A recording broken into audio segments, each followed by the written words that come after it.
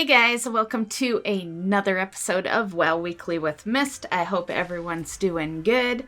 For this week's events, we have the anniversary is still going on. So you have your 17% buff for that anniversary, which includes rep and experience. The anniversary ends on December 6th, so we are getting close to the end of that.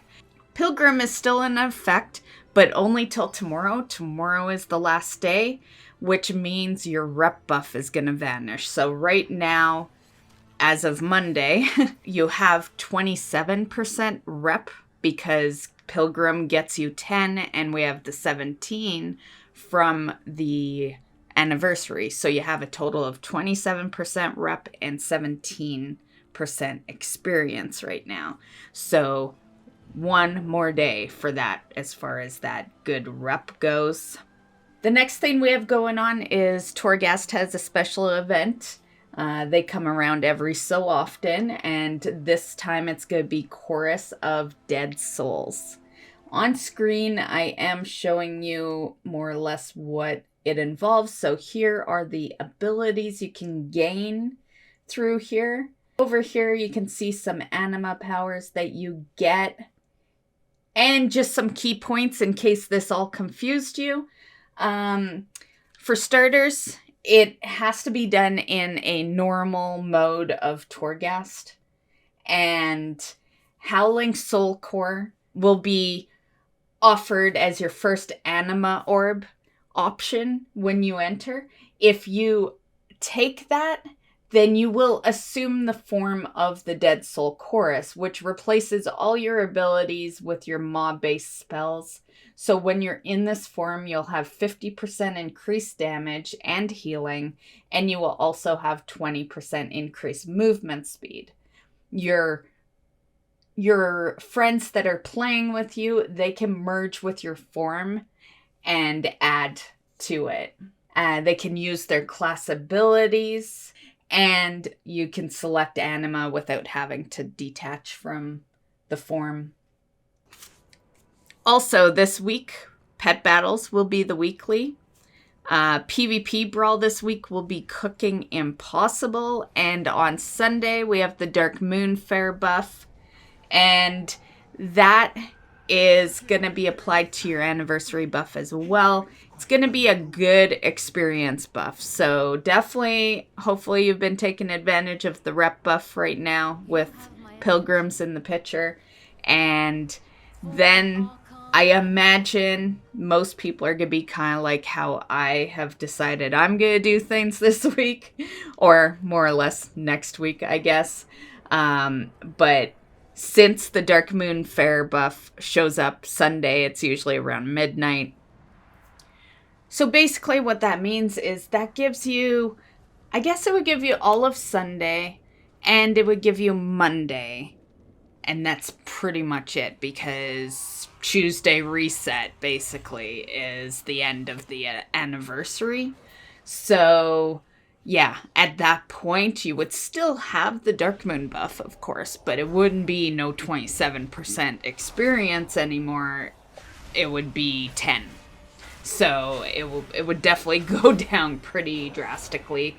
But yeah, so my plan is Sunday and Monday I'm dedicating to leveling for this week. Still hoping they extend it a bit. If they're gonna extend it, we'll know this week.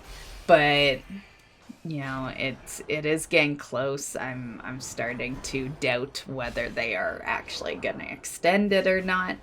But we'll just have to see. So that is the weekly events for this week. So let's get into my goals and my accomplishments. So last week's goals was Avowed Rep. I didn't get to it, but the buff hasn't ended yet. And yeah, so I think today I am gonna try to find people that want to maybe do that. I could do it by myself too, but it goes a lot faster if you're grouped. I'm at the start of the revered bar, so I need like a full, 21,000 or something like that. So yeah, I think that will be today's mission. But yeah, it definitely didn't get done in time to include it in the accomplishments this week. And I believe that was the only goal. Maybe Death's Advance was the goal as well. If it was, we got damn close. I'll show you the progress right now. So this is my rep for Shadowlands. And as you can see, I am damn close to that Exalted with Death's Advance. Actually, a little too close. If I'd known I was that close to Exalted on Death's Advance, I would have quickly knocked it out before doing this video. Yeah, this could have so been in today's video. But I'm not in game now. I'm not going to hop in just to add it to the video. So it will definitely be in next week's video as far as goals being completed. 26 rep is nothing. Like that one daily gets you 100 and something. I can't remember. I think with the buff right now, it's like 144 or something like that. So yeah, all that would be is one daily being complete. As far as things that I did accomplish that were not goals, and that's usually the case, I've mentioned in the past that I hate Korthia. And, you know, I stepped away from Korthia for a good couple of months. You know, pretty shortly after it released, actually. I think I was doing things out there for, you know, maybe almost a month, and then I got bored, and yeah.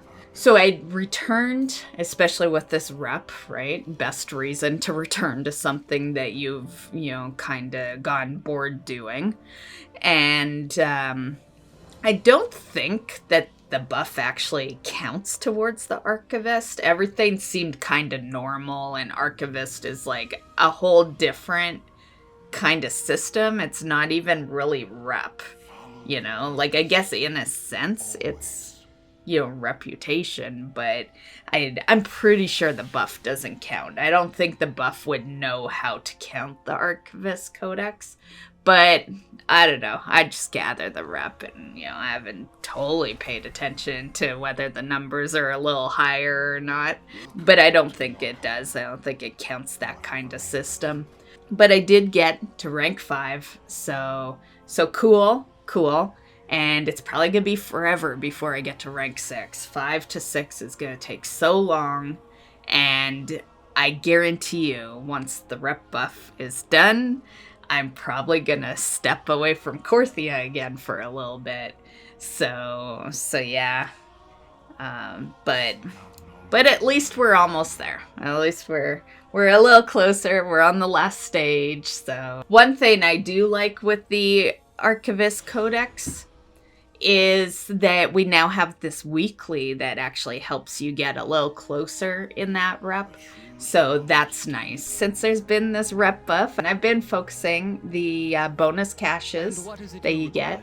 And I got my Wild Hunt mount, which I've been going after for a while. So now I am actually caught up on all the bonus caches except for one, and it's honestly the worst one of them all. And that's Venari. I still need Venari's mount. And yeah, and I did get a bonus cache for that this week, but I got the pet again. It's the third time I've gone Rook. So yeah, so maxed out on the Rook pet. So that sucks. Hopefully the next time I will be a mount. One of the reasons I hate the Venari one so much is because by the time they brought the Venari cache out, I'd done so much in the Maw. So now it's like, yeah, I still need mounts for like the assaults and stuff, so I'm out there anyway. But I'm having to kind of like force myself out there a little more often than I normally would, just for this bonus cache. So that part kind of sucks. You know, at least you have that weekly Venari rep. I think without the weekly Venari rep, I would be much more behind in bonus caches. I had just collected so much Stygia from even before this patch that I'm able to just hand in weekly Venari rep without doing anything in the maw. I'm starting to run out now because I bought that 5,000 Stygia mount the other day, but aside from that, for a long time I've been able to just keep handing in the weekly Venari rep. For those that are unaware, if I remember right, it costs 800 Stygia to get it. So you have to have like a decent amount of Stygia built up. But now it's actually easy to get 800 Stygia at minimum, per week. You can even just like go do next to nothing and get it, right? I believe the group quests or the dailies issue like 500, 600 per. So they're easy to get even if you're broke. You could just go do 1 or 2 dailies and be good. And moving on to the third and final accomplishment. I don't know if this really qualifies as an accomplishment, but I was pretty hyped since I haven't gone loot in... how long has it been since I've upgraded a piece of gear? My main here hasn't really done anything for a long time, and this is the first season ever that I skipped on mythics because I just have no interest at all in anything this patch, it seems. So, out of the blue, I was out in the maw doing stuff anyway. So I'm like, whatever, let's go kill the world boss. And I got these hands. My current gloves that I was wearing were 226. And I was pretty hyped to see not only looting 233 gloves, but also decent stats. Usually if I loot something that looks like an upgrade, I half-ass expect to see versatility on there, so yeah, because it's usually my luck. And so these are not that bad, actually. So I was happy to get that. The last time I got an upgrade was, I would say, a couple of months before Season 1 ended for Mythic Plus.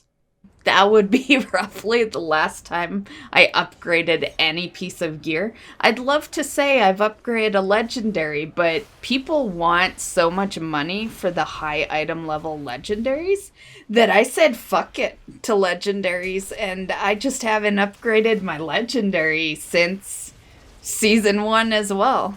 So, yeah, I could be wearing a much higher item level legendary, but 2 things. I don't want to pay the prices that people want, and I don't want to go through all that work to get it myself on my leather wearer, because you have to craft a lot of stuff to get to that item level.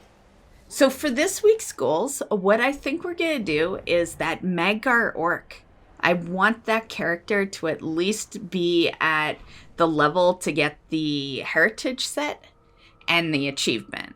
And I believe that's 50. If I'm not mistaken, I think it's level 50 that triggers all that. So, yeah, she's currently 31, I believe. So, yeah, that is the goal. And then Death's Advance being exalted and Avowed Rep being exalted. So 3 goals. And that is the goals I have set for myself for this week. So we will see how close I get to completing those goals next week. And with that said, we can start with the news. So the first piece of news I have for you guys is the turkey soul. I did a video on this the last week, and I will link that at the end of this video so that you can check that out. This is the last day for you to do this because Pilgrims ends tomorrow. So this is a turkey soul shape that you can get during Pilgrim's Bounty. You do, of course, have to be Night Fae. I feel like I shouldn't even have to say that, because if you are hearing the word soul shape, then you just know it's a Night Fae thing, right? But, for those that are unaware, do have to be Night Fae to get this soul. And it's super easy. The easiest way to get any soul shape that I've done as a Night Fae. And by going out there, you'll have the rep buff, so you'll be killing 2 birds with 1 stone. So one thing I learned this week is for those that use the add-on Clique, which is a Clique binding add-on, and one thing I learned is that in 9.2, they are going to be taking that and bringing it into the game more or less. So pretty much everything that functions with that add-on is going to be added to the default UI, allowing players to bind their abilities or their macros to their mouse buttons. So that is a very cool thing. Took them super long to do this, but yeah, better late than never, I guess. So last week in WoW Weekly, I had mentioned a new PVP Trinket set bonus, which was the Gladiator's Distinction, which increases your prime stat by 175 and stamina by 350 when in arenas, battlegrounds, and war mode. There's been even more info now. So 3 new PvP trinkets have been added to the equation here. These are them right here. So the Cosmic Gladiator's Devouring Malediction, the Cosmic Gladiator's Eternal Aegis, and the Cosmic Gladiator's Resonator.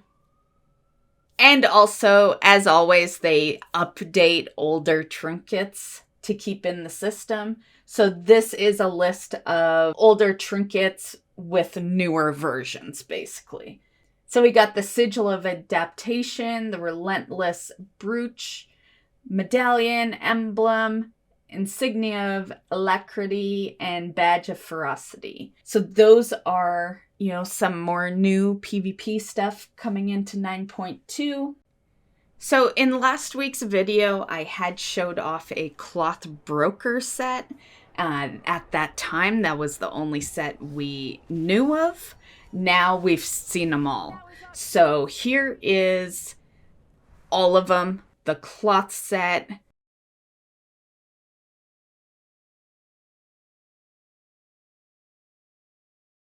the plate set,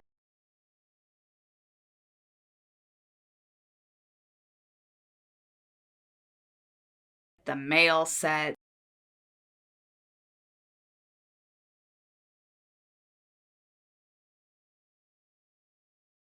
and the leather set for the broker-themed transmog sets coming in 9.2.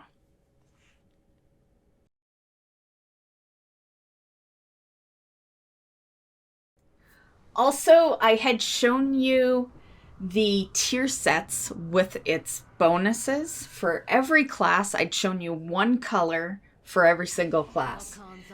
We have gotten some that involve all the different colors. So this won't include all classes, and as soon as I have them for all classes, I will put that in a video where we show off all of them. But for now, we do have every tint for 5 classes. Those classes are Paladin, Priest, Rogue, Shaman, and the Warrior. So here is all the different colors.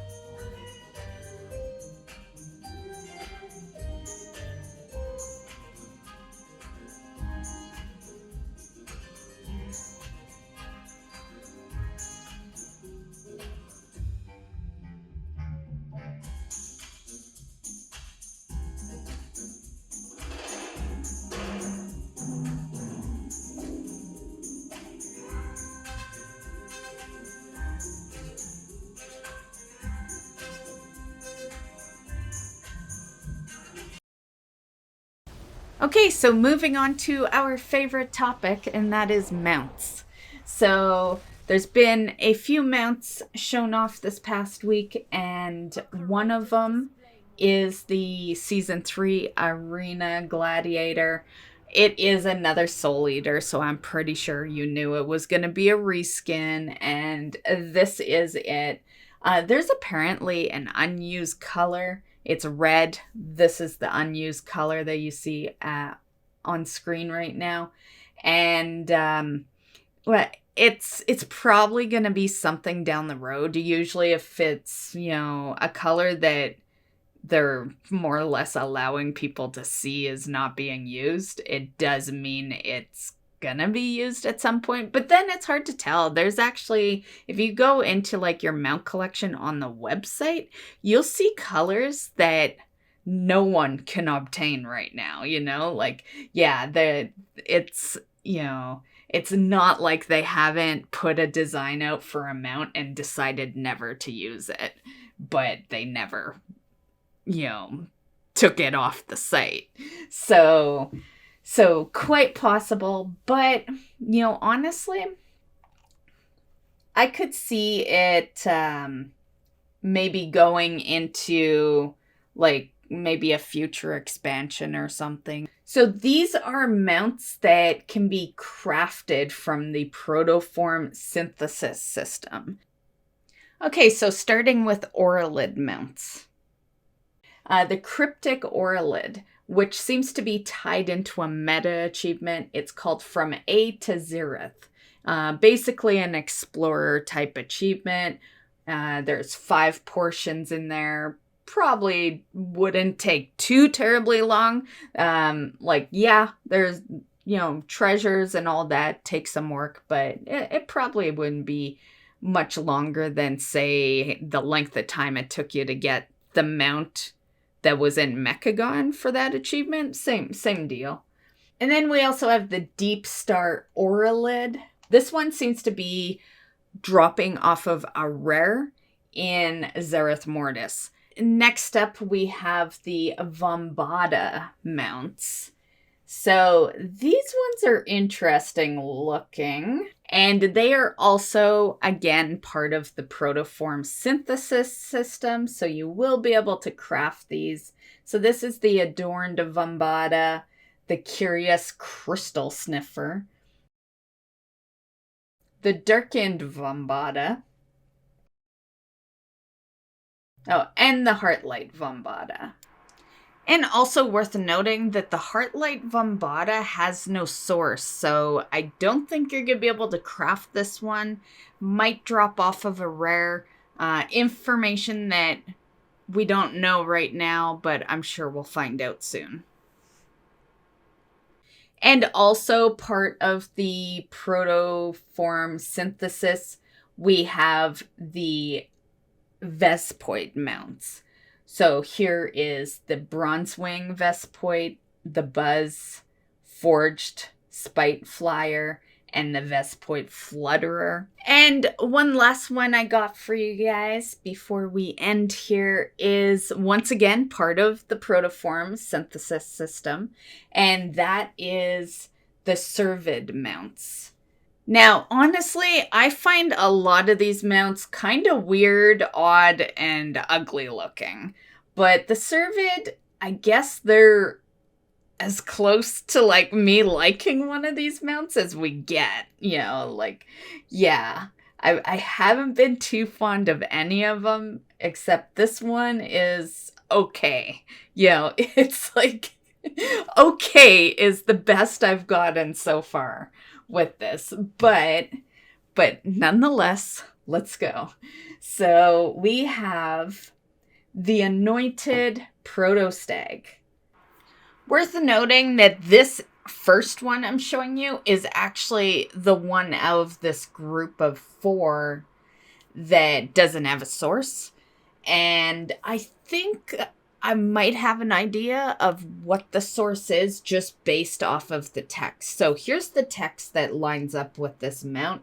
It says, only those most esteemed by the enlightened are trusted with the reins of this rare Servid. Now, you could take that as an assumption that it comes from a rare, but to me, it sounds more like a rep mount. So I wouldn't be surprised if this guy is tied in with the new rep. The Death Runner, the Pale Regal Servid, and the Sundered Zereth Steed. And that calls it on the news. So, not a bad news week. I actually prefer these kind of news weeks where there's news, but there's not too little, there's not too much. So I hope you enjoyed this week's episode, and we'll see you in the next one. Bye, guys.